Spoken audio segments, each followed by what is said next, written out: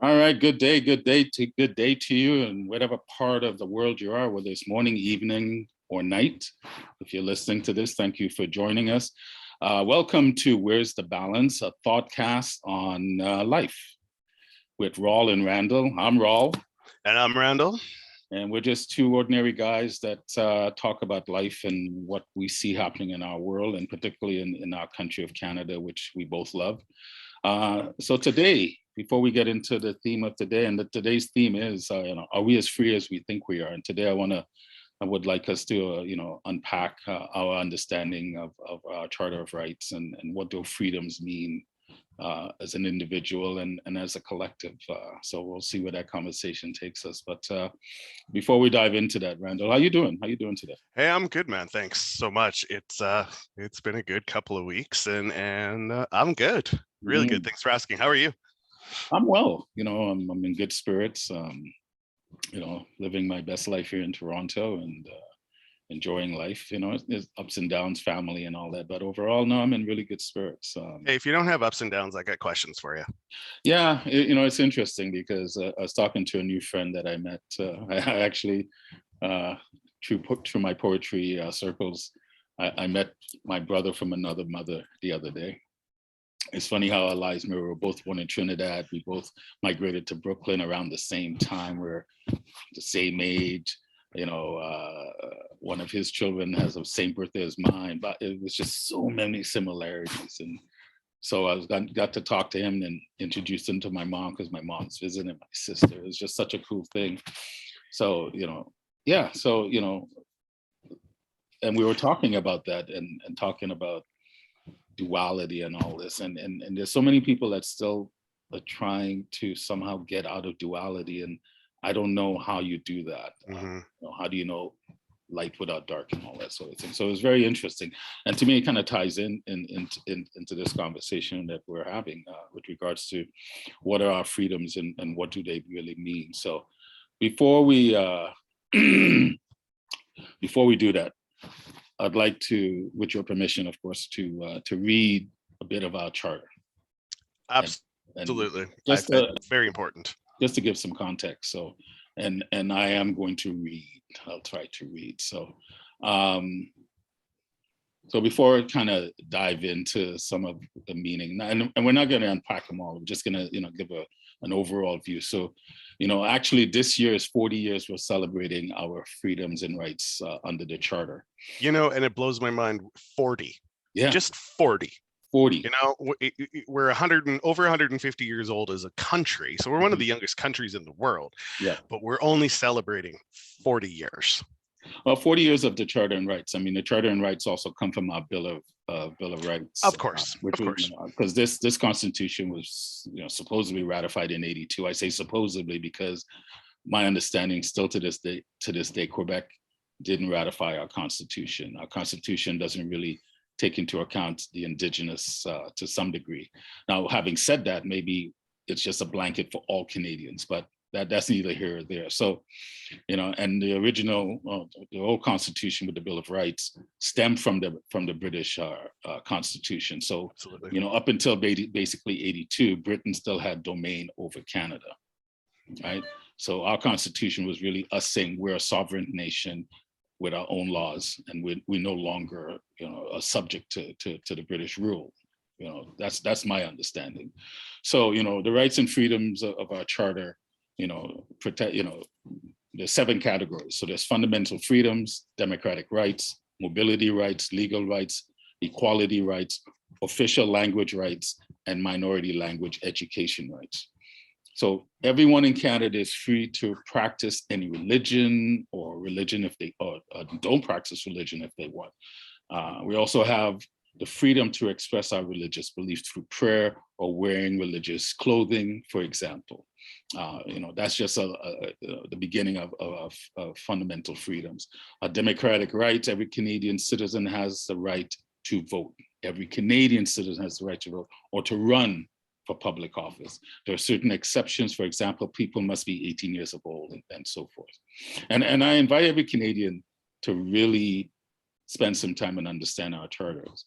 Mobility rights, Canadian citizens have the right to enter, remain in Canada or leave Canada. Canadian citizen and permanent resident has the right to live or seek work anywhere in Canada.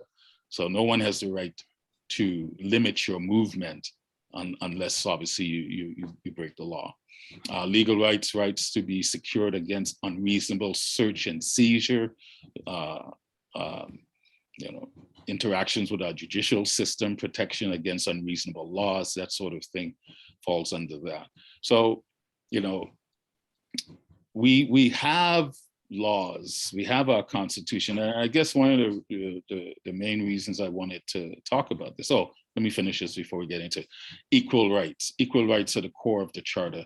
They're intended to ensure that everyone is treated with the same respect, dignity, and consideration, i.e. without discrimination, regardless of personal characteristics such as race, national or ethnic origin, color, religion, sex, age, or mental or physical disability, sexual orientation, residency, marital status, or citizenship, right? So it's right in our Constitution. And then official language rights. The Charter established that English and French are the official languages of the country and have equal status and equal rights and privileges under our Constitution.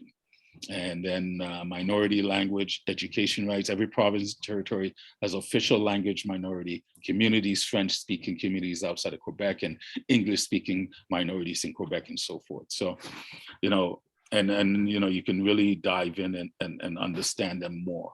So, that's just a little outline of our charter.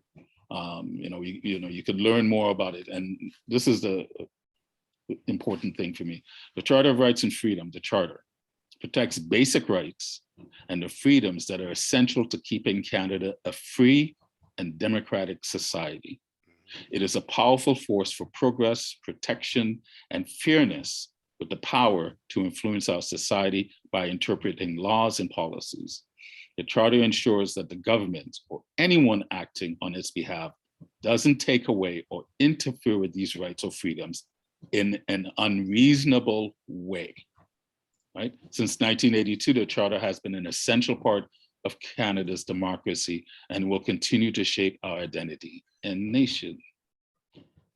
Is that still true?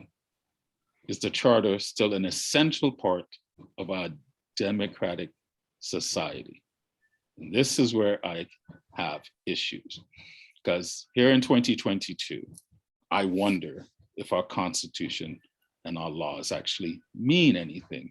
And I say that only in light of what we have experienced with COVID, with the lockdowns, with the mandates. And my concern is not just Canada, I look at the states as well. The Constitution, what does it really mean? One of the things that it says in our Constitution, it is not absolute. So if it's not absolute, which nothing is, because I believe I am free. I am free to say and do whatever I want, but I don't have absolute freedom. The mere fact that I don't live on this planet by myself. I don't live in Canada by myself. So how can I have absolute freedoms when I have others to consider? And it kind of captures that in the early prelim that I read, because it's for all Canadians. So how do we all get on the same page? Well, you got to have laws. You have to, but are we enforcing the laws, right? Because when you feel your government is being unjust, you can challenge it through the court system, but that's another argument on its own. Oh, 100%. Right. So for me, is what do these things mean? So when we talk about freedoms, when you talk about freedom as a Canadian that lives in a democratic society, what does that mean to you? Well, what does it mean?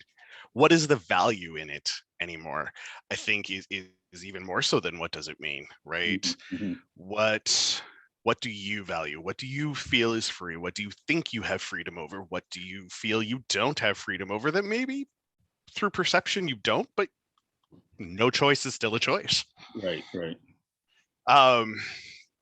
Going through that and highlighting that, and when we're talking about freedoms, and as you read through a glossary or Reader's Digest version of the Charter of Rights, Constitutions of Canada, I'm reminded of a few things.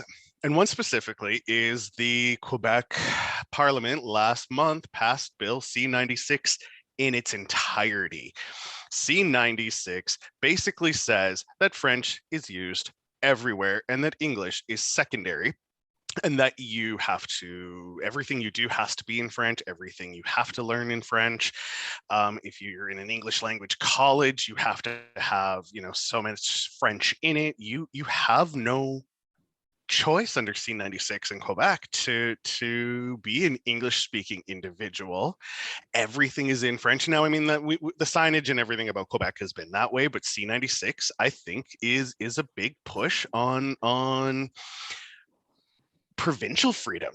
You want to live here, you want to do business here, you want to go to school here, you have to learn French. And you have to speak French fluent, because the entire province is French, Right. with limited limited reasoning out of that as to why English may be allowed. Where's the freedom for Canada in that statement? I mean, if I wanted to pack up and move to any part of Quebec, I need to be fluent in French, which is a long time ago, and I certainly didn't learn enough of it to be able to speak fluently and have good conversation with it. But that also tells me that, through our immigration laws and policies that we have, we expect others coming into this country, right? I was born here, you were not. If you wanted to come into Canada and Quebec was the first place you stopped, which seemed for a number of years, that's where the boat came in. You landed in Quebec. You came in on the St. Lawrence instead of through New Brunswick or Nova Scotia, whatever. You had to learn French. You had to know French and you had to speak French. Well, if you didn't, where else did you end up? Anywhere else except for Quebec.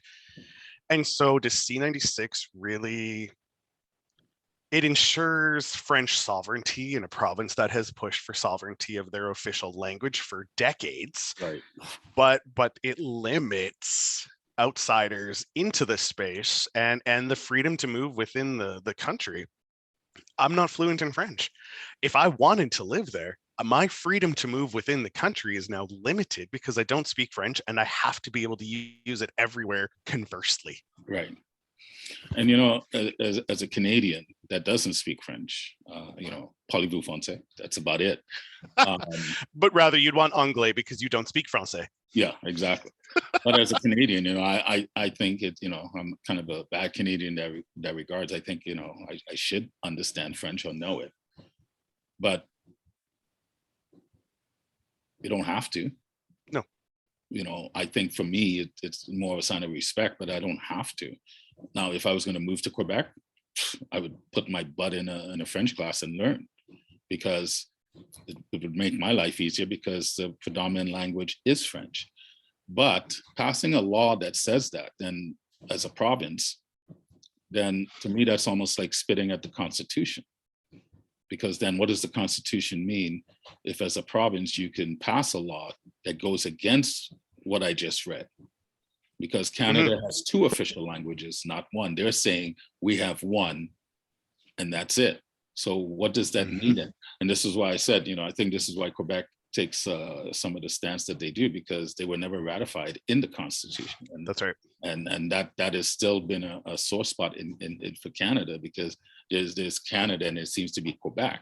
Now, I'm not saying everyone in Quebec feels that way, because obviously there's enough Quebecers that feel that they still belong in the Dominion of Canada. But if your government is passing laws and the government represents the people, what does that say?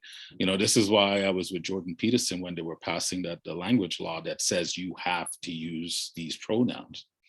And this is why he got into trouble, because everyone was saying, oh, you're transphobic and all that. He's going, no, but I have a problem when governments dictate what I am supposed to say. Because why? We're supposedly a democratic society. And the charter says that you are protected in your thinking, your thoughts, and how you speak. Every Canadian has that right. Now we live in a time where we're not quite there trying to police thought, or maybe we are, but we're definitely limiting speech. Yes. I'll say this, and I don't care who likes it or not. In my world, there's no such thing as hate speech if you have free speech. So do we really have free speech, or do we have, I don't know, unless I come up with a better term, responsible speech? But I don't ever want to limit anyone's ability to think and speak, because we've gotten to a point in our society, we cannot share how we think, what we feel, because why? Once again, of the history we come from. And I'll keep bringing up Thomas Sowell a lot in these talks. Thomas Sowell talks about that the moment you try to limit people's speech, you're no longer free, and your constitutions or the laws of your lands don't mean anything, because if they can limit that, they'll limit all other laws.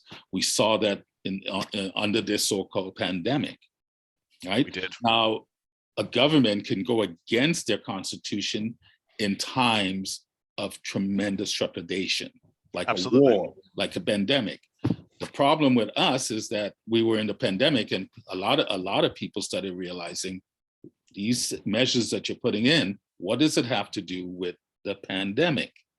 It feels more like you're trying to control us. And I was one of them, because I also know, not just the Canadian government, all governments on the land, when you give them an inch, they will take a mile. And when they implement something, it never goes away, or rarely goes away, right? I look at GST. Yep. GST was supposed to be a temporary tax. Income tax, same Income thing. tax Created for yes, the World War II, and it never went away. It never went away. So there's legitimate reasons to be concerned. And I'm one of these people that believe you should never be afraid of your government, but your government should always be afraid of you, because 100%. The power lies with the people. But having said that, do the people understand their powers and their rights and what this really means? Or is only when it affects them? Because if you ask most Canadians what our charter is, they don't know, right? Now, our charter, some people say, well, it's just for federal employees. And no, it doesn't say that. It says for all Canadians. What the heck does that mean? So are we absolutely free? I don't think we're absolutely free. And I'm not saying it as we're somehow in prison. What I'm saying is that the fact that we are a nation of people, there's 35 million of us, we have to have laws. And I question, maybe we need to go back and relook, not at the laws, but the languaging of it. Because this absolute freedom in America is, the government is just putting forth protecting inalienable rights by God. Well, God didn't give us these rights. Man decided this. So to me, how can you have absolute freedom when you live with others, when you have to take in other consideration? I could say what the hell I want to you in a negative way. But is that what I want to do? Is that going to help us move along? But sometimes we need to be able to speak freely. We have to accept that we're going to be challenged, that we're going to be offended. And prime on that, the ongoing peaceful debate, right? Peaceful protest between Denmark and Canada for decades over Hans Island has come to a peaceful resolution through conversation. They didn't like, one didn't like the left, the other didn't like the right. The ultimate end of that story, both countries agreed the island could be split. Half of it's Denmark, half of it's Canada. We didn't have a war. We didn't have whatever. We didn't have perceived. Nothing really happened. We just got really tired of having the same conversation about who owns what, whose water is what, whose what is what.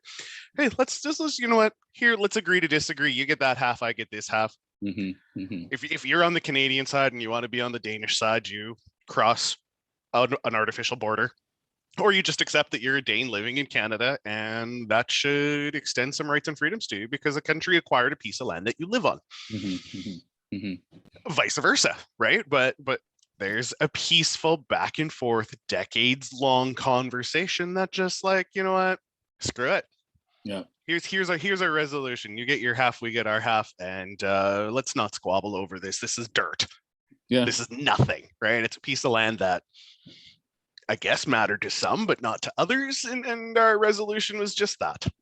And the key thing you said there is conversation. Are we Mhm. willing to have conversations, and not just one conversation, particularly when you're talking about moments of contentions or policies of contention? It's going to be multiples of conversations, and it's not always going to go well. But can you stay in it? Can you keep talking and talking it through? And it's not just talking. Can you really empathize? Can you listen? Truly listen to what you're, the person that you're having this disagreement with, or the body of people that are having disagreement. Really listen to understand what's being said. And I find that tolerance is weighing. It's almost non-existent. Yeah, agreed. Almost non-existent.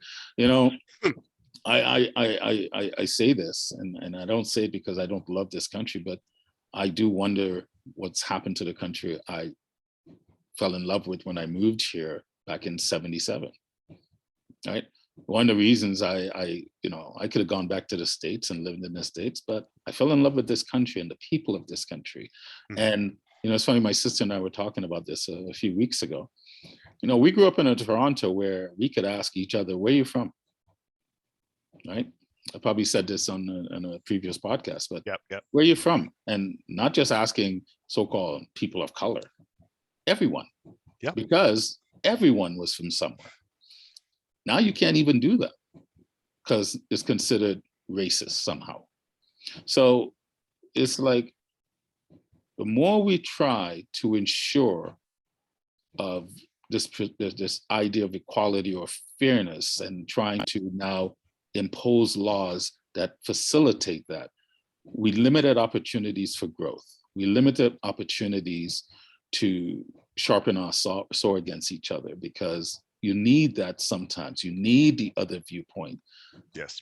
But now you also need to know that people are going to make mistakes. People are going to, misunderstandings, miscommunication, things like this happen every day, all the time. The point is the conversation that can continue from it.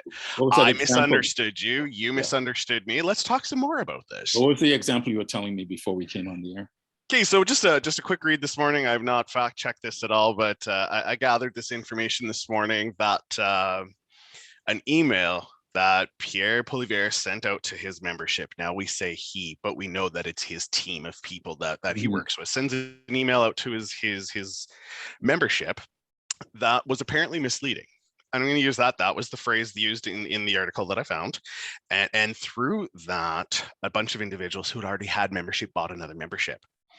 And now Pierre's under attack for this misleading email that he sent out, which, gathering from what I've read, purely miscommunication, couple of wrong words, couple of whatever, sent to the wrong group of people. Like I've never sent an email to somebody incorrectly and went, oh shit, right. This is going to come back at me. I and not even realize it until the first one pops up. And then you start, not necessarily backpedaling, but realizing all of these things happen and I need to start my fix. But fixes are never immediate.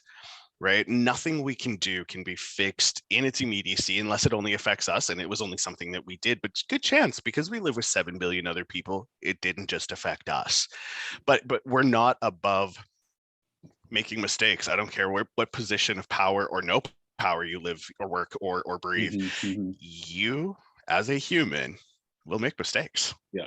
We all do. And it's okay. Now should somebody who is in a perceived position of power be held at a higher regard than somebody not at the end of the story? I don't think so.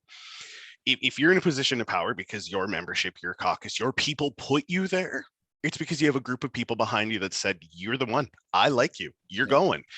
But that doesn't change you and me, us lowly general workers in the average world of Canada. Mm-hmm. We're not held at any less of a standard. We're just not publicly held at a standard, which the standard seems to be then slightly unfair if you look at it that way, that somebody in a position of power is held at a higher standard. They're human, just like you and me. Yeah. They're human, they're human, and it's a job. 100%. It's like police officers or policing. They police us, but then they'll do different things. Yeah, finance. And even when they're in official duty, they are still subject to the laws of the land. When you're on the road, you are still subject to the laws of the road, unless you are in pursuit of doing your duty, right? It's the same with our government. There are times they can almost infringe on our rights because of the circumstance, right? And that is why there is gray space between the black and white. Exactly. So, we seem to live in a time now, not just with our elected officials or people in power, even in our everyday society, everyone has to have lived this perfect life. You cannot have a pass. And particularly if you put yourself in the public eye, then people want to scrutinize things that you've done 10, 20 years ago. Mm-hmm. You sent this tweet 10 years ago. Well, 10 years ago, I thought differently. So it's like, we're not allowed to have a pass, but we're also not allowed to grow from it. And yet, it's one of the fundamental ways we do grow from so-called making mistakes. I don't believe in mistakes. We have experiences and you're to learn from them, the good and the bad. But now we live in a world where we only want the good. And if you did something 20, 30 years ago, we're going to hold you to it. I think I shared this with you in a private conversation. I remember when I had left Canada a few years back once my father passed, and I went down to spend some time with my brother in Phoenix. And when I came back, this is when I guess the first brouhaha with Trudeau and the brown face or whatever. And I remember someone asking me, well, are you offended by that? I go, no. I go, why should I be? I go, he was a stupid young man back in the day doing stupid things and probably looking to get laid. I don't know. Maybe he is a racist. I don't know. But why am I going to be offended over something he did 20 something years ago? Right? My thing is, did he learn from it? Mm-hmm. Is he still doing it today? Now, he could be doing it in his house, but that's your house. But when you step in to the village, to the public square, I believe you have to operate based on the laws of the land, because we don't live by ourselves. So we want to vilify for things we've done and not look at, is that person still operating that way today? And if they're not, that means they have learned from it. And I want to slight into that too. We want to vilify. We collectively want, or you and I maybe not, but we see it, whether it's media, whether it's coworkers, whether it's friends and family members, vilifying other individuals. But yet at the same token, are you able to self-reflect? Are you able to look in your last 20 years and go, you know what, shit, I did something like that too. And so what did I learn? What did I appreciate? What do I still need to continually learn or grow from? Because obviously you went to a space to vilify somebody over something they did. Are you without recourse? Here, and I don't quote the Bible often, but he without sin cast the first stone. Nobody's getting stoned.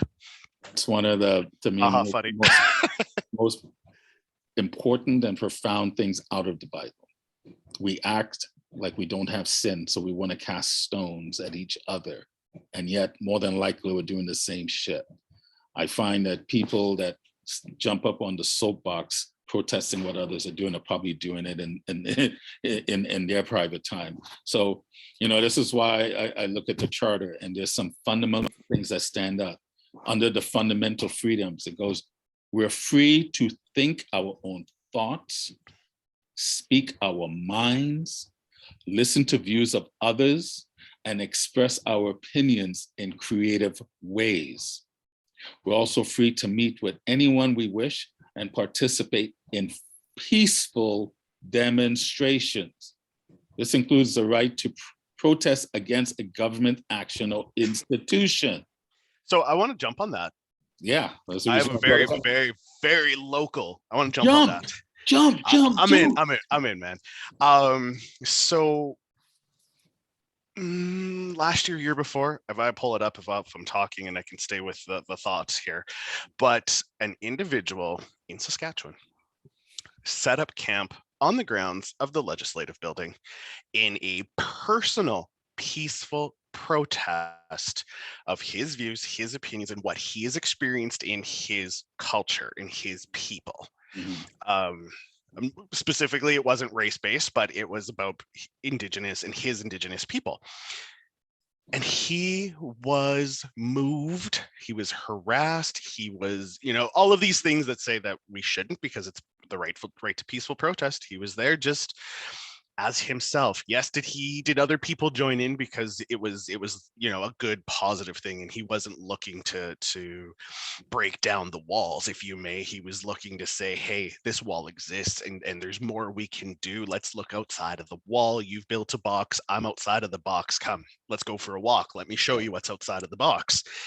And the flack and the negative and public media reactions to what he was doing there blew my mind. The individual was there for peaceful protest, to protest and explain and educate on something that was happening in his culture, in his people, in his society specifically, that maybe the rest of this province or the rest of Canada isn't really seeing, because we're not right in the thick of that thing. Right. And there was a lot of harm, and there was a lot of backlash from several different communities across the province. It's like, you can do this, and you have the right to be there. And this is a Canadian protesting, not on private, but public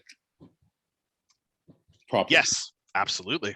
Public space. Yep.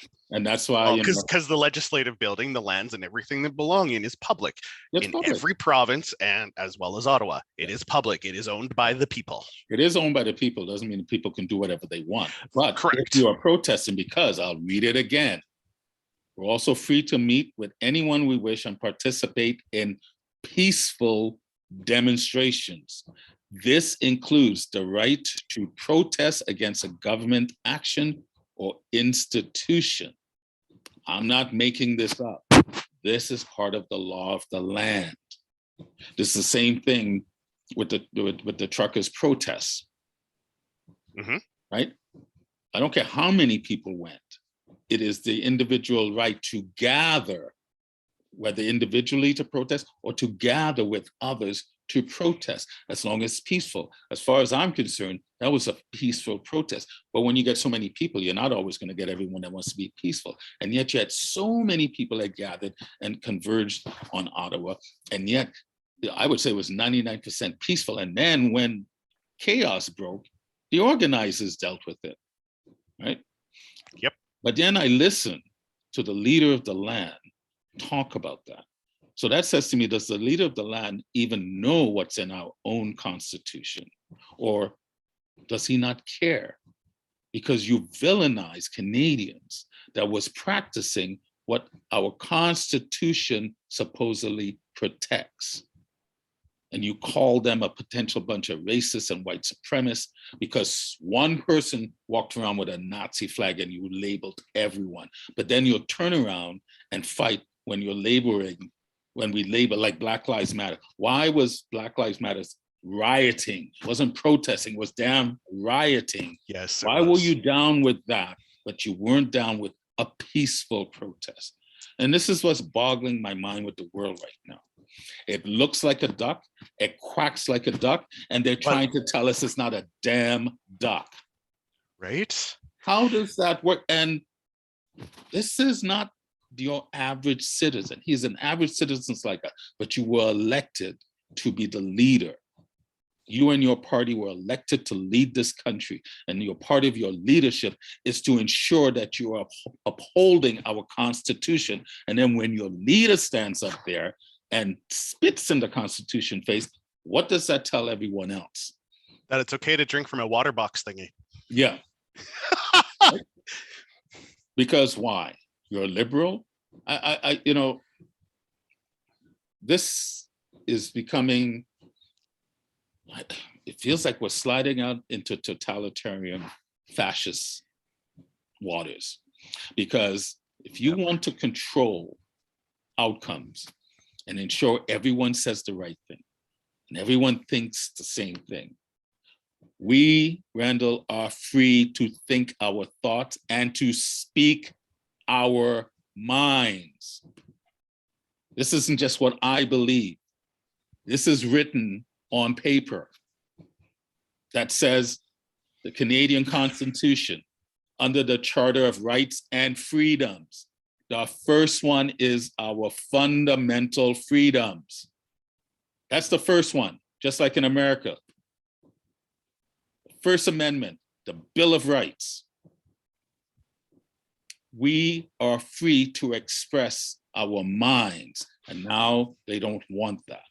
Hey, I had a question for you. You brought Yes, up the sir. American, and I don't want to dwell on the American topic too terribly much. I know we bring them in, and it's a good compare and contrast for. No, we have to, because they're Rome. They're Rome. Absolutely, we share a border, and they have influence here. As we have some, I'll say some there, right? And so we have conversations about this. I again, here comes something I heard yesterday. I was informed by my wife, who read an article. So of course I've not gone back into to read it, but I believe it was the state of Ohio has given the authorization, the power, the authority, whichever word I think we want to use in this case, to have guns in their classroom, to carry guns on their person in their classroom. Mm-hmm. Thoughts? Because I don't know. I think I have less about the guns themselves and the person that wants to carry it, because the American Constitution allows for this, right? Right, to carry weapons, carry guns, whatever. Mm-hmm. But the fact that concept has to be brought into an educational setting, and it's, I mean, in the States, every state has the ability to make their own rules within the overheading rules of their charters. Canada functions slightly different, because we're not a republic, right? We are a constitutional monarchy, so we have a little bit of a different play in words. But in the republic, they can make choices based on their people, in their space, in their, even if they're in the middle of the whole land, they can be different than everyone else. Because the power lies with the people in a republic. Yeah, absolutely. And well, it should in a constitutional monarchy that's democratic as well, but we'll come back to that maybe another day. But my takeaway from it, it's not fear and it's not anything else. It's the fact that it had to come to passing a law that allowed educators to carry their weapon with them at school for a safety component. Mm-hmm. Now, yes, I mean, there has been some big things that have come out of educational systems within the US, and targeting guns. I mean, in some of the bigger cities in different states, they're targeting drugs and stuff in classrooms and in school settings, and that happens all over North America. They're not immune. We're not immune to that. But the fact that we had to witness a law being passed to a state that's allowing it, I think, is where a little bit of my, I'm a little nervous about the whole concept. And it's not fear. It is the processing or the perception of what might be coming, and that person has to make that choice on the fly. Yeah. As you and I have had in conversations, private previous to this, there's a yes, right? There's a risk, there's a consequence, there's a no, right? There's a positive, there's a yes to a choice, and not making a choice at all is also making a choice. But you have to be able to act and be able to accept the choice no matter what when you've made it. Yeah. And own it. It's in your hands. You did it. So what's your feedback? What do you think? Well, I'll start off by saying guns aren't a problem. Mm-mm. Mm-hmm. Guns don't kill people. People kill people. That's right. Right. Having said that, I understand the sentiment of wanting to get rid of guns. I get it. Because particularly in the States, it feels like every week there's a mass shooting. And technically there's a mass shooting every week in the States, because, I think the official term for mass shooting is 4 or more people, or a semi-mass shooting is 2 or more. Right. This past weekend alone in Chicago, 75, I think, could be wrong on the number, 70-something people got shot. Of that, 20 of them died, or not 20, it's a little high, but a number of people died. And yet Chicago and Illinois has some of the strictest gun control laws on the books. Mm-hmm. Washington, D.C. has some of the strictest laws on the books. New York City. And yet it's not working. I think we're having the wrong conversations. So to arm our teachers, for me, I don't think that will solve anything. I think we need to have a conversation around assault weapons, because there's no such thing as assault weapon. Because if you use a weapon against another person, the way they like it is, it's assault. Because a handgun is an assault weapon. Now, what they're saying is these weapons that have the ability of shooting multiple people in seconds. Mass production type. All weapons are assault weapons. Anytime you use something foreign other than your body, that's why if I came and I punch you, I'd be charged with assault, because that's considered a physical attack on someone else. So if I use a gun, I don't care what it is, it's assault. So all weapons are assault. A knife is an assault weapon. Totally. The question is, to me, why are we making some of these weapons that we make and then putting it to the public? Why are gun manufacturers immune from litigation or immune? Why? So what are we really talking about? Here in Canada, our Prime Minister put forth legislation to not get rid of handguns, but to put a halt on handguns, right? We have very strict guidelines in regards to how you get a weapon in this country, right? Are more laws going to make us safer? Because we have the laws already on paper. We don't practice what we have. So I don't care if you come up with more laws. If the main structure of our constitution, of our country, is not being obeyed or being practiced, then what are more laws going to do? So arming teachers, is that going to stop the mass shootings? No. But the basic problems isn't gun or the gun manufacturers, is that we as a society cannot really sit down and talk, because we have been divided. And I look at America, you're right or you're left, you're Democratic or you're Republican, and both parties villainize each other, doing the same things. The right will tell you the left have lost their minds, the left will tell you the right has lost their minds, and they're both doing the same things, and nobody's really talking, and everyone is just saying they're just coming after our guns. And we have the Second Amendment to protect our guns, and the Second Amendment is the right to bear arms, but the Second Amendment, just like it says in here, you have a right to challenge your government when they are not fulfilling the mandates that they were elected for, and if it's starting to damage or hurt the individual or the collective. So as an American, you have a right to bear arms, form a militia, and get rid of them. We don't have that here in Canada, but we still have in our fundamental rights the right to challenge our government, the right to protest, the right to go through legal channels to challenge them when we believe they're being unjust. No government has absolute power. This is why it's in our Constitution, every 5 years they have to call an election. It's written down. So I don't know if arming teachers are going to stop. That's an argument that came out of this last shooting in Texas. We should be arming our teachers. Do teachers really want that responsibility? I mean, they can't even teach right now, and I'm sure we'll get into education and sure we will. Shows, but arming teachers to me is not going to solve the problems. Putting more guns or taking guns away is not going to solve the problem. We have some fundamental issues now where we feel that we can't do anything unless you do what the narrative tells you to do. Right? Like I said, look at what we just went through with COVID. Look at how quickly, remember last week we talked about Zobi, I believe is how you pronounce his name. When he talked about the 20 things he learned coming out of the pandemic. And one of the things he observed was how many people are prone to that kind of authoritative type of life, where they want to be told and direct where you go and all that, and how quickly many will conform to that. And I think that is such a testament to the lack of decision-making among leadership. Leadership is you in your home, you in your community, you in your schools, your workplace, your governments, and that all levels of government. With a lack of leadership, and you and I have had many talks about leadership and whatnot well prior to this process that we are in now, without it, somebody else is going to take it. Yes. Or you're willing to give it up because you don't know what the hell you're supposed to do if you have it. Yeah.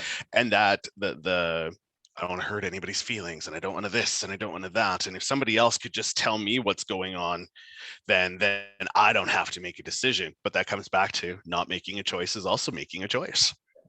And if you choose not to make a decision, or you choose not to understand how your country governs, this is why so many people right now don't know what's going on with the economy and inflation and all this. People don't realize what inflation is.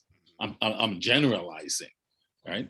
We have way too much money chasing supplies. We have printed so much money over the last 3 years. And then we heard our leaders stand up and say, inflation is not going to be a problem.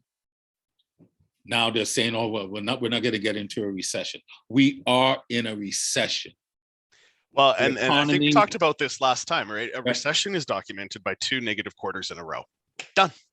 2 negative quarters. Well, we have to get through April to June, right? So in Canada, we're in Q1, right? Because our fiscal year for every government and whatnot in Canada is April through March. We have to round out the end of June. However, last quarter of 21-22, right? January through March, we ended with a deficit. So if June ends with a deficit by numbers, we are in a recession. However, by fiscal years, we are not. So I'll be interested to see how the media plays that out come about the middle of June when numbers are publicized. I remember reading something. It takes about 6 months for the so-called analysts to recognize that by looking at the numbers if we're in a recession.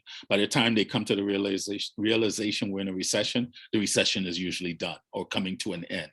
I don't need our quarterly reports and to understand that our GDP is actually projecting the negative point to know we're in a recession. You just look at the average household. How much does it cost for you to fill up your tank of gas? How much does it cost for you to put food on the table? Inflation is a tax on the poor. Well, not just the poor, it's a tax on the people, because whatever savings you have, it's going to start eating it away. Because why? Things are so expensive. Do you feel, or do you even see that slowing down anytime soon? Absolutely not. Here in Canada, we're going to be close to $5 a gallon, not gallon. What's our metric system again? Leader. Thank you. Welcome back. Well, I was educated with the old English standard, so. Well, I use, I get it. I use inches and feet everywhere, but everywhere else not. So I get it. But here it keeps climbing. In the States, they're talking by the end of the summer, it's going to be close to $10 a gallon average.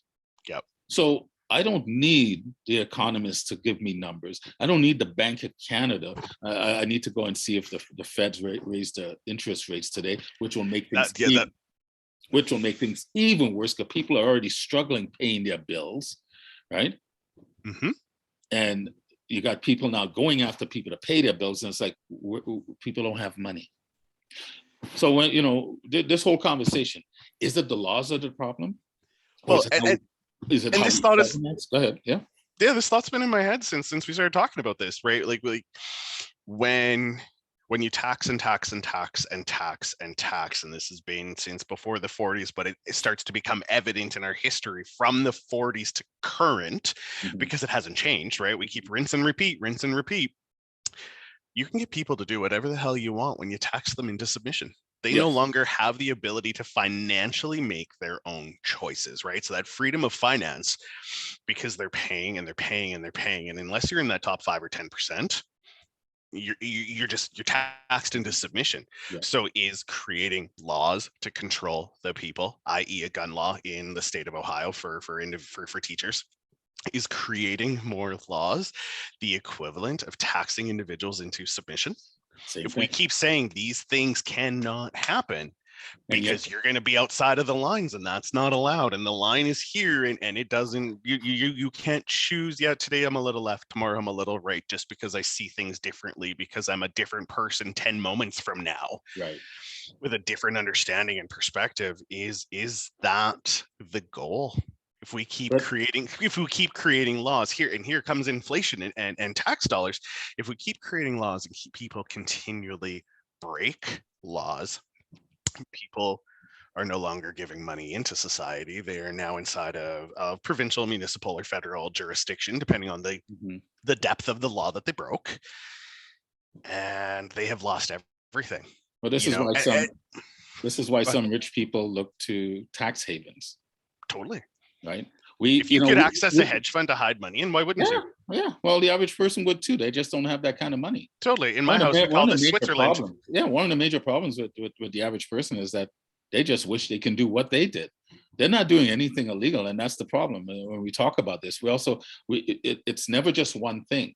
So part of this conversation, which will continue in other shows, is not just our laws, but it's our judicial system, because we have a judicial system that I think also doesn't do what the law dictates, right? Our judicial system is really designed to make sure the police make sure you're paying your bills or doing what you're supposed to, right? Policing was designed to ensure that the rich maintain their status. People don't understand how policing came about. Let's There's go been back a problem with policing on this planet wherever you go. If you want to wonder why, where, how you think, if you disagree with us on that, because I totally agree with you, Rawle. If you disagree, if you think that policing is here to protect the people and not anything else, I invite you to sit down and watch the oh my gosh, I just lost the name of it. Disney movie Robin Hood. I invite you to watch the Disney version of Robin Hood and tell me, who does the sheriff work for and what is his job? I was going to bring up that point when you were talking earlier. We've gone through this before. Yep. We come from dictators and monarchies. And what did in the olden days, what did the king do when they needed to raise money? I remember all this conquering and colonization is because kings, some queens, but mostly kings, wanted more power. And how do you get more power? More land, more resources. So you expand. This is what Rome did. This is what Greece did. This is what the Ethiopians did. This is what the Egyptians did. This is not new. But now we suppose we live democratically, and yet we're doing the same thing. Absolutely. Nothing has really changed. It's just that now we seem to be, I don't think the average Canadian realizes how much tax they pay. Not yearly, every day. And our tax burden is so high, just like our debt burden is so high. Canada has one of the highest per capita household debt on this planet. So my niece sends me a message the other day. I want to talk about this for half a second. Sends me a message the other day. Half seconds. I've just had, I'm just starting my job, my summer job, first year out of college. What am I expected to have off of my paycheck? I'm like, well, that number varies year to year, right? We talked inflation, we talked other things. Certain things do have some ebb and flow. But I said, here where we live, 18 to 20% gone right off the hop. Now, if you pay into a program, or if it's cost shared for benefits, whatever else, that I can't control, right? But I can tell you right off the top, 18 to 20% gone. So whatever your gross is, reduced by 20%. That's your paycheck, whether you're biweekly, semi-monthly, monthly, daily, however your paycheck comes, 20% of that is gone. And it goes up the more you make. That's right. And then, as you said, how much we're actually taxed and how much it comes daily. This is where I want to bring it in, right? So we've lost 20% of our paycheck just because it floated into our bank account, and there's rules to pay. There are things that have to happen, right? We have insurance programs like EI that protect that, that we have to pay into, or the CPP that I will never see, right? It will be long gone. We'll save that for another show. But then you drove to work. Your fuel has the gas you put in your car is already taxed when you put it in your car. So you put in $40, great. There's already GST in that, right? Yes. You don't even see it. It's not even, you don't even have to calculate it, because you just swipe your card, tap your card, throw cash on the table and walk away like you think you're okay, and that there was no, there's GST already in that value, right? You drove to work, you bought food, you ate food, you talked with people, you used products, you went home, and you rinsed and repeated again tomorrow. Yes. Every day you move, you're paying some sort of tax, whether it's paid up front, like fuel in your tank. You still paid tax on it the whole time you used it. We're taxed to the hills, and submission. This is one of the reasons, maybe not so much here in Canada, but in the States. This is why, the immigration issue is such a big one as well, along with the guns, and particularly what's going on this southern border. the border doesn't really exist. They're just letting people in. Totally. Why? Very simple, economics. Mhm. They need to increase the tax base. They need to tax more people. Now, I have no proof of that. That's just me as a layman looking at life. I don't need to be a politician. I don't need to be any sort of so-called professional with that. There's another thing that we're living today. Well, are you a scientist? I don't need to be a damn scientist to use my brain and critical thinking to see what's going on. But that's what I believe. Same here in Canada. It's not that I don't think we should allow people into this country. Shit, I'm an immigrant. We're all immigrants, like I said. Totally. Yep. Right. But a young African gentleman, one of my poets, asked me to sponsor him. I said, I don't think you understand what it means to sponsor and the money and blah, blah, blah. It's not an easy process. It's not easy getting into this country. No. But is it? Because now I was listening to a report of some of the people down at the southern border. You're seeing people from Europe and other parts of the world, not just Mexico or the Latin countries, that are now using that as a port of entry, because I don't have to sit and wait in line anymore. I can come in here, and they're letting people in. Why? They absolutely are. And the bleeding heart liberals will tell you, well, we need to be kind and help people out. Not everyone coming across the border is a refugee. That's right. Not everyone. I am for helping people. The reason why we have borders is because there are other bad ideas out there. So when we talk about wanting to get rid of guns, we don't live in that world yet. There are people out there that have really bad intentions. People as individuals and as organizations. I mean, shit, we had ISIS, we still have the Taliban running a country. They look at their intentions. So we need to sit down and talk differently. Maybe it's the conversation not just about guns, it's about our style of government. What does it mean now to be democratic? These things were written years ago. We're afraid to look at these documents like somehow they're written in stone and they can't be challenged, but yet it's written right in there. Your job is to challenge it. How can you challenge things when you're not fully informed? And this is why I found it problematic for our prime minister to stand up there and, for me, basically spit at the Constitution, but then talk about how we're a nation of laws. Which laws are you talking about? Sorry, I cut you off. What were you going to say? No, you were talking about being informed and basically doing your own research. Be diligent, be open, be apprehensive, be protective, be all of these things when it comes to anything that you're going to do, because these conversations don't happen unless you have some form of information you want to go on, or that you have secure knowledge in your head. But if somebody disagrees with you, the conversation, but it doesn't mean that it can't be changed. Yeah. Right. It doesn't mean that it is written in stone. These are not the story of the 10 Commandments and the rock breaks and all hell breaks loose. Right. These are a long list of freedoms and rights we have as people. Yeah. They can be reformed. We look at your occupational health and safety bylaws that exist in every province. There's an amendment page at the very front. Look at your building codes and your building standards. There's an amendment page at the very front, because we learned something, because we got smarter, and good people that have good intents see and understand this was written in a time when, right? We are now in a time of, right? We don't throw this out. We don't make this go away, right? We talked about the table and wanting to change the table, in the last show. We're still sitting at the table. We can change the table shape. We're still sitting at the table, right? Yeah. The people that are coming to the table are coming with different perspectives and different environments, different energies. We're different, and that's an awesome. It's an amazing thing we need to embrace. Yeah. And I'm working on this with a board that I sit on. We're looking at bylaws and policies that were written over 5 years ago for an organization that was half the size. The bylaws and policies still make sense, but are they the right bylaws and policies? What needs to be reviewed? What do we adapt it to where we are now? And without throwing the baby out, right? And we don't want to throw out the bathwater, but maybe we just need to add a little bit more hot water so that the baby's comfortable again. Maybe all these pieces need to stay, and we just maybe need to reword how it sounds, right? Is the policy written? And look at our charters and our rights, right? 1763, 1962, 1982, whatever, right? Like, we have gone through this step, but 1982 to 2022 is a long 40-year it's stretch. A different animal now. Just we totally. Where technology is taken. Yeah.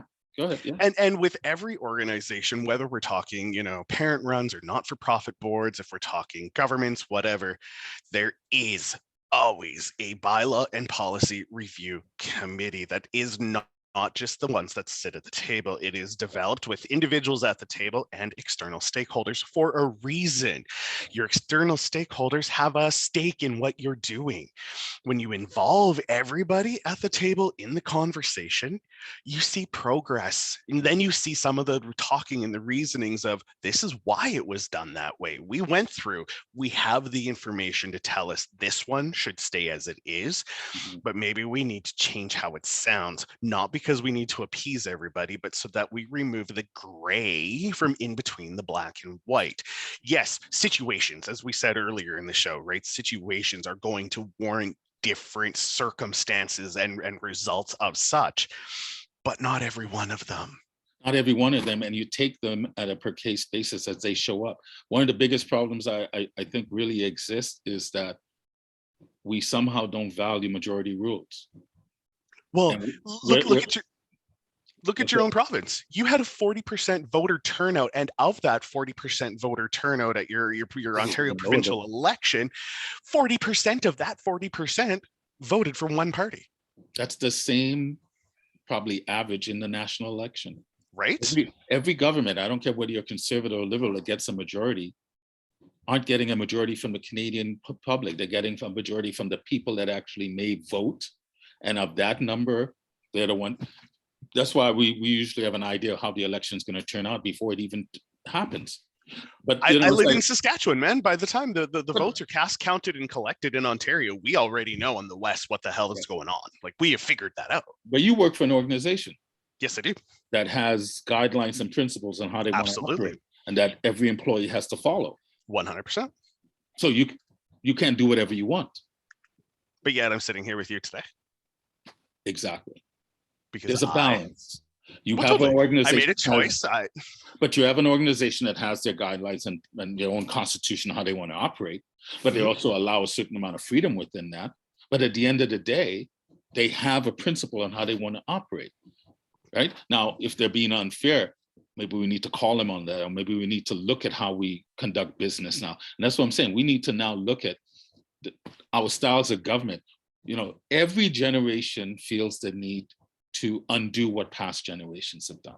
We talked about this in the last show. Yep. Every generation. That is just a fact of life. Because we think we're better, smarter, we're more advanced, and more info. That's fine. That's fine. Sure. But the generation that's in power now, when I say in power or in life now, also need to recognize that not everything the past generation has done is wrong. There are some traditions that are timeless. That's why I use the example. The sun will rise in the east and set in the west. Not once in my lifetime has it gone the other way. There are certain principles and traditions that are still valuable. But now we're looking at all of them and going, they're all wrong, they're not good. Because why? We life isn't fair. This person didn't get the same opportunities. And it's like, that really doesn't exist anywhere, not even in your own family. So what conversations are we having? We tend to also put things in silos and not see how they're connected. We're having this conversation about our Charter of Rights, but along with this conversation, well, we'll do it in another show because we're getting close to that time, is that we need to look at our judicial system. We need to look at our economic system and see the correlation and how to connect and where the bottlenecks are. Our governments right now are too damn big. The majority of government should happen at the local level, at the provincial level. The federal government is supposed to be an umbrella and protecting certain rights. And one of their main duties is what we're talking about here, is ensuring that we are upholding our Constitution. Their job is also to ensure the safeties of our borders and who comes in and how comes in, not to limit the ones that are living in your country movement. And maybe we need to save this for the next show. However, you brought up the protections of the country, the safety of the country. And Minister Joly with the Federals has made the statement that they expect Russia to follow along our suit of not militarizing the Arctic.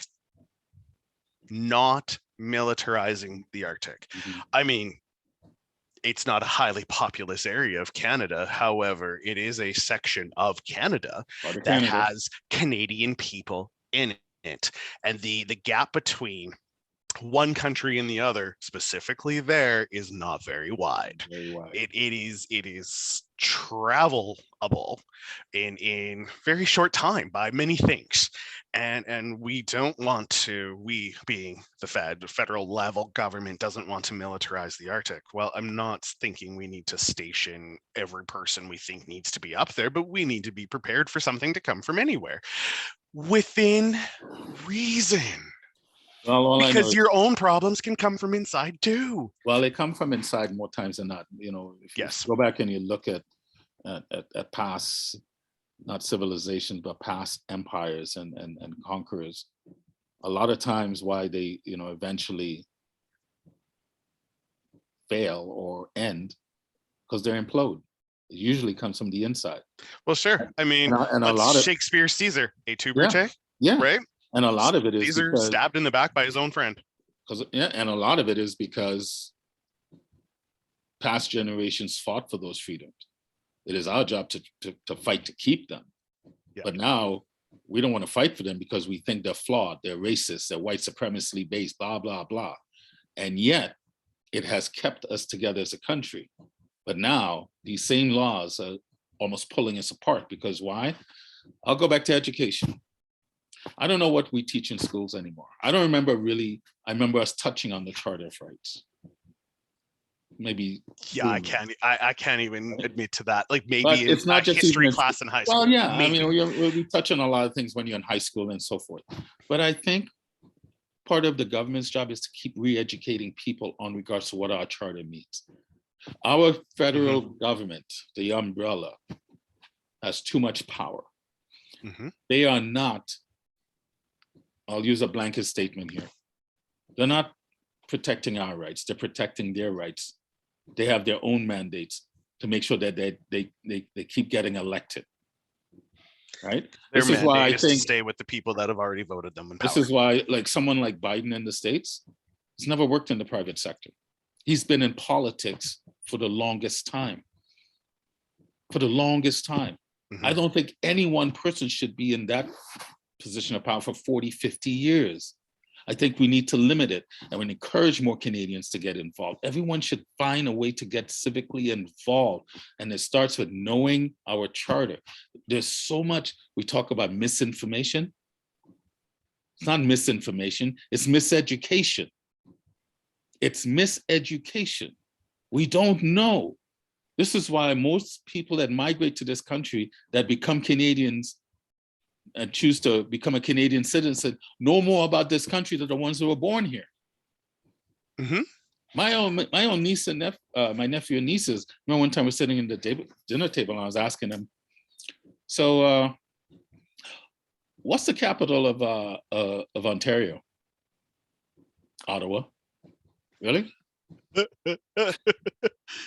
What's the capital of Canada? Toronto. I'm like, I'm sure the Big Smoke would like that. I mean, we could make some adjustments here. Well, Big Smoke is the capital, but that's a different argument. But different day. You are in school. You're supposed to know these things. How many provinces are they have to think about? How many territories they have to think about it? What's the capital of BC? Don't know. But you're in school. And this is supposed to be part of your country. What's the capital of PEI? Charlottetown, right? Yeah, I believe so. Yep. I don't know. I haven't been in school forever. I don't remember what they taught us. I remember having to study and recite that, though. I remember yeah. No paper in front of you. What is this? What is this? What is this? And just keep firing them off. This isn't trigonometry. I said, this is about your country. This is why I said, I put a lot of the onus back on the people. I put it back on the people. See, I want to, as I know we're trying to wrap up, but I mean, we in this beautiful country that we call home, and I am happy to stay in this beautiful country. I'm not looking to leave. No. Our I've had the thought, but I'm not leaving. Yeah, I've had, but it would be somewhere that's probably colder than here. Yeah. Different story, different day. our education system, we're coming back to the power conversation. Our education system in every province is created and advised upon and delivered by a ministry in the provincial government, the school divisions within the province. Saskatchewan, Ontario, Maritimes, they're all going to function relatively the same. Quebec, I'm going to leave out of this because I don't 100% know, because they do things like C96. Within the provinces and territories, with one aside, the curriculum that is delivered is derived and directed by a group of consultants and a minister of education within your provincial government. Right. You have moved all of the power over the last 100 years, right? We're no longer in K-8 one school classrooms, right? The wood box that's in the community that everybody goes to. Mm-hmm. We're not in that. We haven't been there a long time. Yeah. But we rely on our government to tell us what we teach our children in a factory setting like a classroom. Yeah. We rely on other people, on consultants, on upper level individuals to tell us what our children will learn. And any one of us can go, right? I mean, every province, you can look up the curriculum, you can find it. It's delivered by your Minister of Education or from the Ministry of Education. You can find it. You can see what's in the curriculum. You want to know what's K-9, 10 to 12, doesn't matter. You will find it because it is highlighted. Here's what you have to teach. Here's the expected outcomes. Here is what's going to happen if you don't reach expected outcomes. Go back and rinse and repeat, or find another way to mix it in. Some great teachers will find ways to move it all so that they keep it all interesting and entertaining so that kids retain it. Not so great, struggle with that area. Besides the point, the education your children are receiving is not driven by your school division. It's not driven by the teachers and the staff and the custodials or internal stakeholders even. It is all completely driven by consultants and people who think they have all the information. And I say think because I don't want to negate that they do have some great information. Yeah. But we have to, as you just explained, right? There went the baby in the bathwater. We no longer know about, what's the capital of Saskatchewan in Ontario, right? We don't know that, but that was a decision made by the ministry, made by individuals that had voted power within your provincial borders. And they're the ones who are making this. If you have a problem with what your kid's learning at school, we're back to voting. We're back to changing things. If you want something to be different, you person have the power to start the change. And that's the thing, voting. I mean, like I said, there isn't one thing. It's like, I understand why some people don't vote, because we'll vote for things or we'll vote for people and nothing changes. A lot of times government implement things that actually people don't want and didn't vote for. I'll use the Emergency Act that the Liberal government pulled. Mm-hmm. There's a process to invoking the Emergency Act that they just screamed right past it. Fair enough. Then what's the consequence for that? Review. Audit. Now, the man that you called up and a few other MPs, particularly on the other side, the Conservatives, brought that up, challenged it. But they never answered. They don't feel that they have to answer. So voting, what does that mean anymore?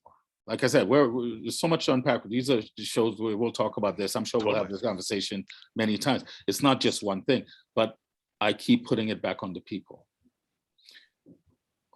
The reason why governments do the things they do is because we put them there. When we put them there, but more importantly, people check out. Well, sure. Once they're in, we don't have to think about it. We take democracy for granted. We take citizenship for granted. Yes. We act like now, when I talk this way, you just want things to go back the way they were. No, I do not. Because I understand this generation's desire. What they're saying is we didn't like a lot of the things that was done in the past, but a lot of the things that were done in the past too wasn't always wrong or bad. So we can't just lump everything else. Can we, in a civilized, intelligent way, sit down and look at what we've done in the past and go, you know what, that worked well. We don't need to change that. Or we may need to tune it this way. These policies didn't work. We need to eliminate them. I find now, even when government put policies in place that didn't work, instead of standing up and going, that didn't work, here's why it didn't work, or here's what we put into place, and here's why it worked, and here's the outcomes, and this is how we measured it. They don't do that. They Wait. double Did down. you just say transparency, accountability, and authenticity all in the same phrase there? Is that just what I heard? I said it without saying those words because I'm so tired of hearing those damn words that mean nothing. They mean nothing. This is why I keep saying to you, Pierre has my ear. He seems to want to be completely transparent. He seems to want to do that. Now, when he gets into power, will he do that? I don't know. See, I mean, and you say that, but when individuals, when governments change, local, provincial, federal, stateside, right? Like when governments change, the undoing process of the things that they didn't like is not immediate, right? I've already said this once in the show.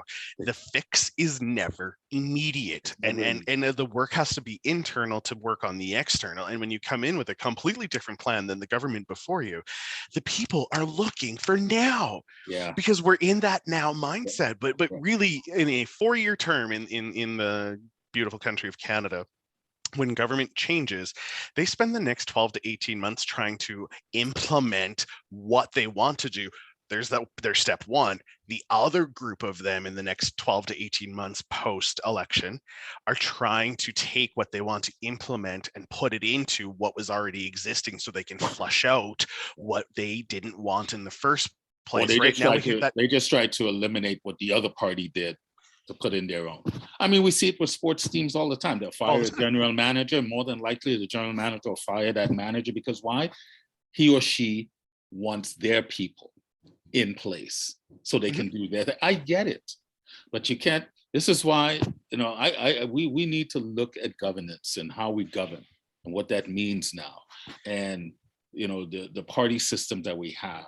And, I still have a problem that there's a damn regional government that's part of the federal conversation. I have a problem with that.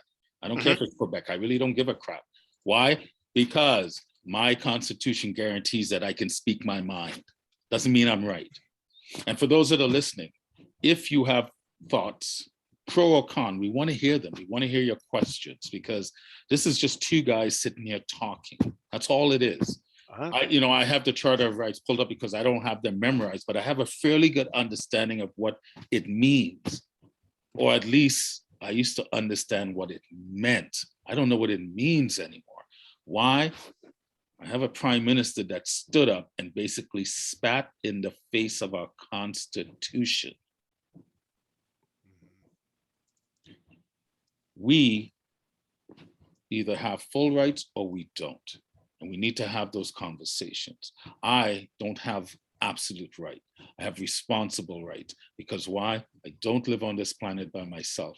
And I do love my humanity. So I do my best to balance what I want versus what they want. 100%. How I want to conduct myself versus conducting myself with others. Yep. And at times, I will say stuff that some majority don't like. That's my right. Just like someone has the same right to say that to me.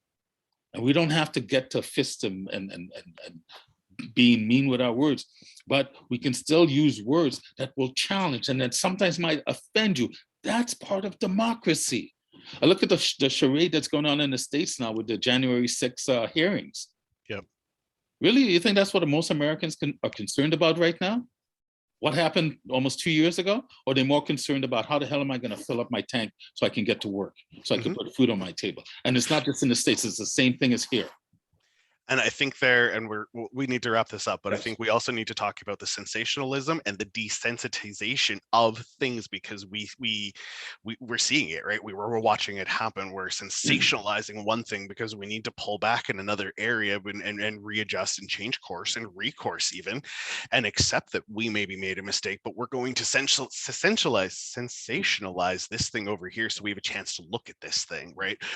We as people do it all the time. Oh, I made a mistake. I set back an error. I need to fix it, but let's push forward on this thing because it's incredible and I know it's going to work, but I need to sit on this for a minute. So we shift and adjust our sails all the time. and it happens. But when we see it roll out, it's big media, it's big whatever. This is the great big, this is what we're fighting. This is what's happening in the world. This is what's happening here at home. But let's not talk about this little bitty thing over here, because that we need to work on. We need to figure out what that is. And then we switch them. Oh, nobody really cares about this giant thing over here right now. We're going to desensationalize and make it sensitive content. And we're going to move this over here and make it the great big balloon that everybody, so we have a chance to figure out, is this still a thing we have to do? Yeah. But we see that in policy making. You see it in everything Yep. you know, and you know, yeah, we do need to wrap this up, and maybe in 2 weeks when we gather again to do the next episode, you know, we do talk about society and where we are today. You know, I want to thank a couple of our listeners, Leon Adams and Rawle Anderson, for listening to our podcast and providing comments and asking, you know, questions, but also suggesting topics that we can talk about. And I believe it was Leanne that wanted us to talk about where we are today as a society and so forth. So I'll go back on that shout out list, I also want to include Mike and Drew, because they didn't always necessarily put forward themes or thoughts or whatever, but they did share their insight on what where we've gone and where we can go, and things that they see and hear. And one of the statements that stuck out to me is, I don't agree with what you said. That's a good thing. You know, that one stuck the big one out at me, and then the love and the appreciation from Drew just on what we're doing and how we're going with this, right? So between Mike and Drew as well, I just quick shout out to them for, and I for actually their appreciated Mike's comments. And he said, I don't agree with most of what you say, but he still said, here's how I think you can improve or what you can do. And he made some great suggestions. Absolutely. And I think both of you and I we've said that, and I know we agree on it. We don't have to agree on everything, but can we still be respectful in how we share our disapproval in what someone says? Because this is not a debate. It's not a debate. A conversation. It's a discussion. But, you know, we're just two laymen, two learned men. Yep. Based on life experiences talking. Absolutely. And I think a majority of people in our society want to talk. We're afraid to talk because now if you say something that goes against the narrative, you are labeled. I think it was Leanne that brought up the point and wanting to, or no, I think it was Rawle that brought up the point when they talk about cancel culture. I mean, these two women gave us a list, which I'll share with you because I got to write it out, a list of questions and topics they would like us to cover. So when I told them this is what we're talking about today, go, yeah, that'll be a good possible lead into some of these questions. So absolutely, you know, so you know, I think now we're starting to engage listeners that are going, okay, these guys are making some sense, or some of them are going, well, I don't agree with what they're saying, but I'm still open to how they're saying it, because maybe this episode Mike might go, okay, I see that, I get it. We don't have to agree on everything, but can we talk? So in wrapping this up, because we're approaching an hour and a half, so what were you going to say? No, that's fine. It's gone. And I agree. Whatever it was, we'll bring up the next time. Speaking of next time, we meet first and third Wednesdays of each month. We are back now in July. Can you believe that? It will be July when we are back. As the 6th, if the next day, first and third. The 6th is the next time we're back. You know, there are conversations around whether we might increase, keep it the same, whatnot. So ongoing, we always welcome your feedback, your questions, and your insight. We may include, may not include, or we may include with, we had this conversation outside of this space, we want to bring it in, but we don't necessarily agree with it, and we may seek some more insight and some more feedback from you. If you are listening, that's when we're here, first and third Wednesdays. We record live. We go to other outlets after the fact. You can submit your questions. We can talk about it on the show. We can talk about it on the next show, however it works. If you don't like it, you're welcome to leave. If you love it, you're welcome to stay. If you don't like it and have something to say, we welcome that too. I am Randall, co-host and co-person through this process with Rawle, who kickstarted this whole idea just a few months ago. Here we are in show number 3. Looking forward to so many more. Yeah, well said, my brother. Thank you. And I'll just close it by saying, you know what, I have no idea where we're taking, where the balance is, but you know, the more we do this, the more that phrasing means something. Where's the balance? And I agree. I think that's the key, is can we get to a place where we are balanced to see both sides of an argument? Because one thing I've realized through my life experience is the truth There's truth in both camps. And not one has domain over truth. There's truth in both camps. And can we get to a place in the middle to sit down and go, I see that, I see that. I don't necessarily agree with that, don't necessarily agree with that. And get to the middle to where we can come to some sort of consensus, even if the consensus is, let's agree to disagree for right now, but we're not putting this on the shelf. We're just saying right now, let's leave this alone, but we are going to come back and address it. Just like we peacefully divided an island with another country and accepted that's just what it was. We have many examples of cooperation on this planet. Many. Sometimes we forget that. Sometimes we get so caught up in the now, like you said, of the days, that we forget that we still do a lot of good on this planet. Although in today's world, it feels like that's almost non-existent, but it's not true. So at the end of the day is this: we will continue to do this. I am committed to following our Constitution and speaking my mind, and to speak it in a loving, kind, empathetic way to the best of my ability. I am not always going to say it right. I'm not always going to do it right. That's not the point. The point is, do you have the courage to exercise your constitutional right, regardless of what governments say, because their job is to ensure the Constitution. And I think our government is failing terribly on that. Agreed. Having said that, I put the onus back on the people. Who put them there in the first place. It's time for us as Canadians, forget about the Americans, anyone else. It's time for us to take our democracy seriously and our citizenship seriously. Because we will truly value all of this when we lose it. That's when people tend to go, oh my God, what the hell did we do? I am too damn old to be living in an authoritative type of mindset where people I don't want to move. I'll agree. I don't want to move. And I don't know where I'd move to, because it seems like it's a common thread on this planet. That's right. We want to move to this socialist way of thinking, and yet a lot of our programs are already socialist as it is, but it's not in programs, it's in mindset, it's in government control. Too many people think we need more government. No, we need less government and more personal accountability in our lives, and taking responsibility for our lives and our choices, our decisions. We don't want to do that. We want to, like I said, when something happens, we go, what's the government going to do? So my closing words to my fellow Canadians: I love you all. Don't have to know you to love you. Do I like you all? That's a different argument. Let's have a cup of coffee and then we'll talk about it. That's right. But I will implore you, for those that are listening, take our democratic ways seriously. Understand our charter, and don't take citizenship. And when I say citizenship, those that are citizens, even those that are landed. We chose this country for a reason. We chose it because of its decency. I remember the days where Canada had the standing in the world and the way people looked at Canadians. Those days to me are gone.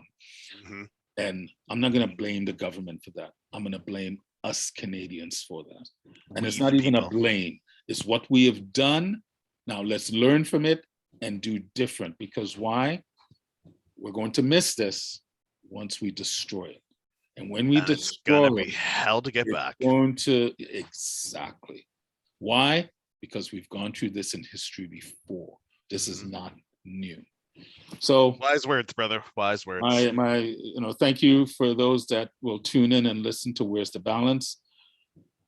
My brother who said I started this, no, we're in partnership. You used that word, and we are in partnership with it. I brought an idea, and because you saw value in it, you said, let's do a partnership. So we're in partnership with this. And just because we talk well doesn't mean we agree with everything. But I love that man, and I respect him for the way he thinks and how he treats me. Thank you. And it's reciprocal. So absolutely. I will just say to all our listeners, be gentle with yourself so you can be gentle with others. Yes. Until next episode, love you all. Peace. Peace.